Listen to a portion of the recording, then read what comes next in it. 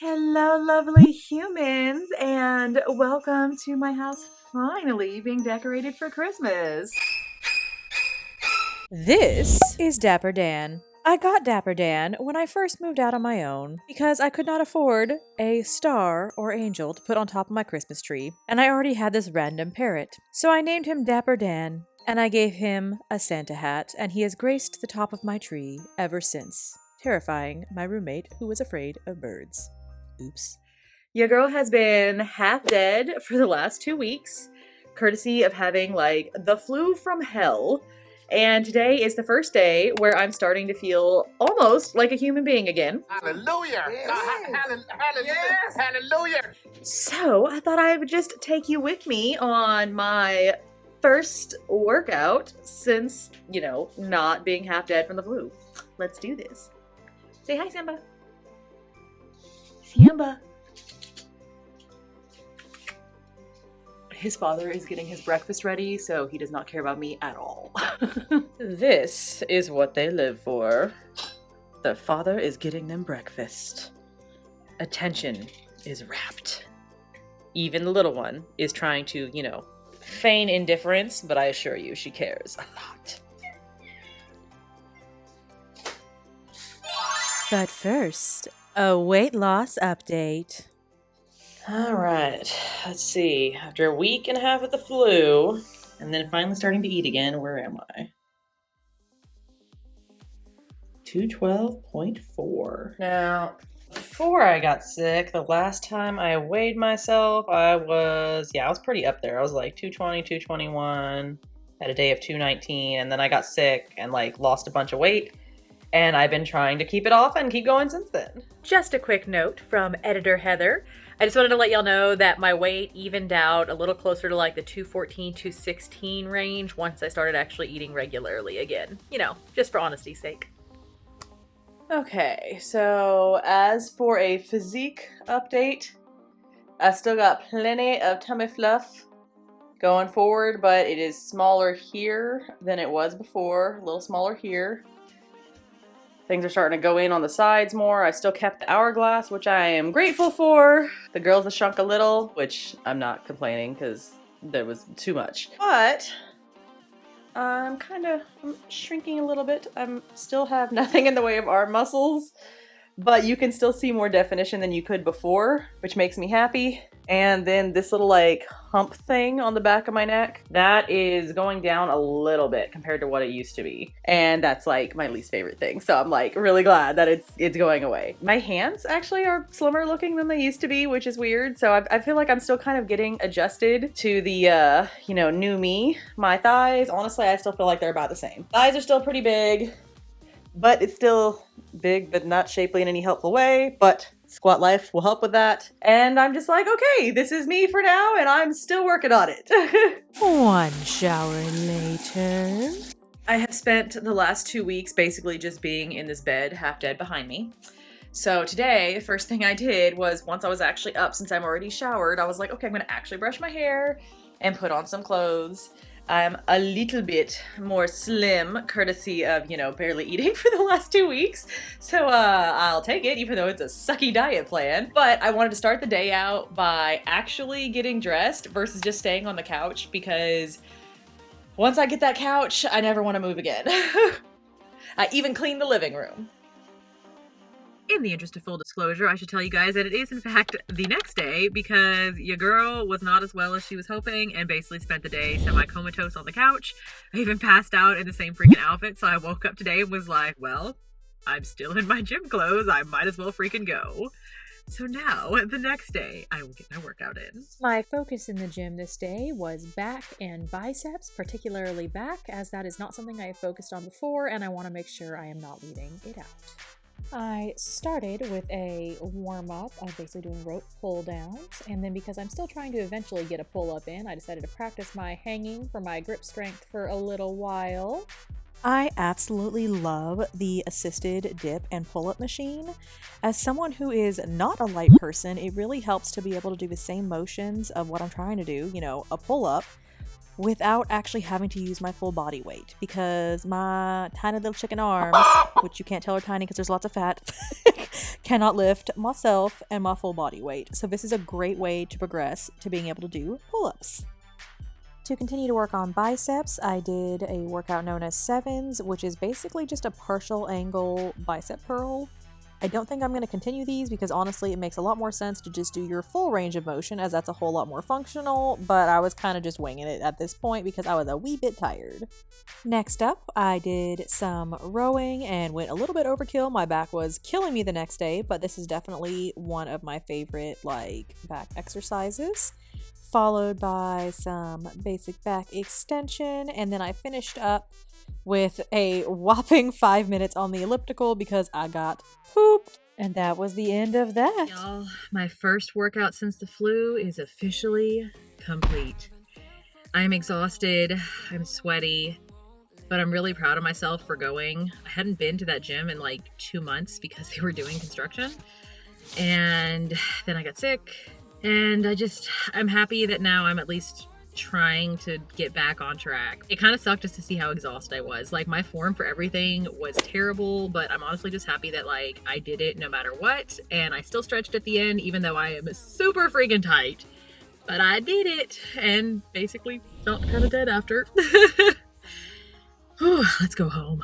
While I wasn't still actively sick, I definitely did not have the same energy level as before the flu. So the second I got home, I passed out with the cat on the couch for a little bit. And once I started feeling rested again, I decided to get back up and start doing something useful, like preparing a healthy lunch. All right, y'all forgive the absolutely horrendous angle and the mountain of dishes and sink if you can see them. This is kind of the only spot I have to film right now. But we are making lunch. I have basically realized that I am just struggling left and right to make good decisions with food. I tend to use the excuse of, oh, I'm busy with school and work and, things just got kind of crazy, but I had to come to a reality check. Still good? Okay, I had to come to the reality check when I started on vacation and was still struggling with what I was eating, that honestly food and food addiction, not just the sugar addiction, but food addiction as well, are still going strong.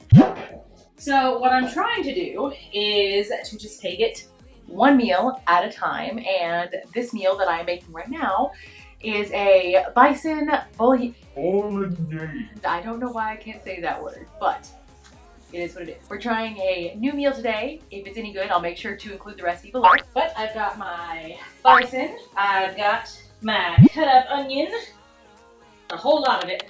And rather than using a cut up carrot, I'm just gonna use some canned carrots because I need to get rid of them. We're gonna put some celery in here as well. Basically, what I'm trying to do is, since it doesn't come naturally to me, to, eat healthy and well and all that, is just to look up things and be proactive about it so that I can try something new and get excited if I find a good recipe. And so far it's going pretty well.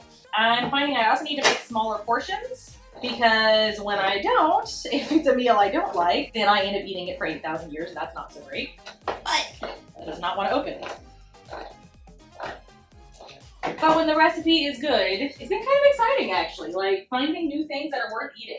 I think for a lot of us, weight loss is just trial and error in terms of, we know the basics, calories in, calories out, which I don't cut up with my finger.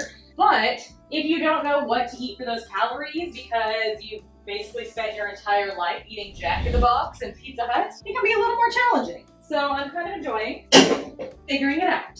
All right, this particular recipe calls for cloves of garlic. So I just buy minced garlic. It's a whole lot easier.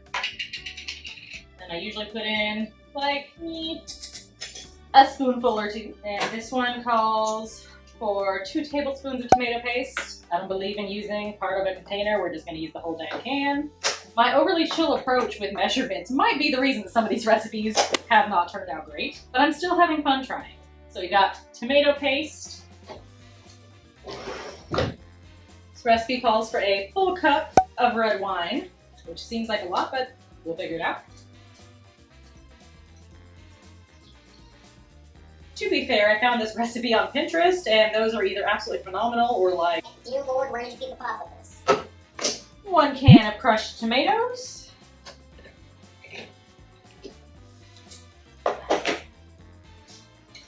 It calls for 2 beef bouillon cubes, which I don't have, but I've got some like beef broth concentrate that'll work just fine. As always, I don't measure, that's plenty. It says 2 teaspoons of sugar are optional, so I'll just do a sprinkle of sugar instead. A spoonful of sugar helps them Bolognese tastes good. And 2 bay leaves.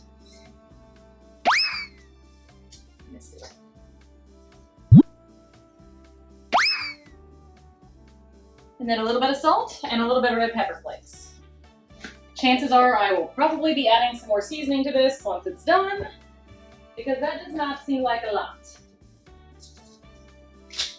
This is what it looks like so far. I'm gonna stir it up and put it in there for about 4 hours and we'll see how it comes out. All stirred. And it's time to go for a walk and burn some calories. Yay! It really does. It's so freaking nice outside. I was like 70 degrees. Heck yes.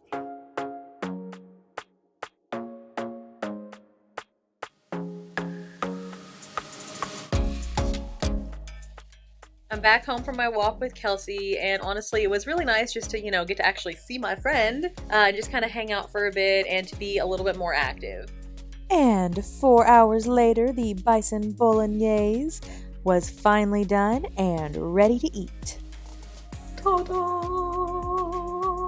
Not too shabby. And now for the moment of truth, the next day when I finally got around to eating it and realized how messy of an eater I am. Truthfully though, this was amazing and I would highly recommend it. This whole weight loss journey honestly has just thrown me for a loop completely. There's always something that makes it harder, and truthfully I'm trying to relearn years of absolutely horrendous habits, but I'm grateful that I have friends that I can go for walks with and be active with, and that I get to come home to these adorable little gremlins who are just being so needy. Hi, there's Big Toe. Yep, right there. I get to come home to all these little babies and I love it. But I know I've still got a long way to go. It's gonna take me some time to really get some concrete good habits in there. And I know logically that I'm probably gonna have to graduate first, but I'm still gonna keep trying. I don't wanna just give up and eat whatever I want for the next 6 months and then be like, oh, I gained 20 pounds and I have to lose that too. I don't know. Weight loss is hard, guys. I'm just curious, where are you guys in your journey? I know some of you guys have been with me from the start, 2 years ago, and I've come pretty far since then. I've lost well over 50 pounds. I've been able to keep it off. It's just the progress part that's taking some time. But I'm really curious as to where you guys are in your journey, because honestly, we're all in this together, and I would love to know kind of what's going well for you, what's not, and what you're trying to change. But if you guys hung out through this entire video, let me just say thank you. Be sure to leave a like down below and subscribe if you're new here and you want to keep following along. It really does help out the channel. And I will see you lovely humans some Friday in the near future. Bye bye.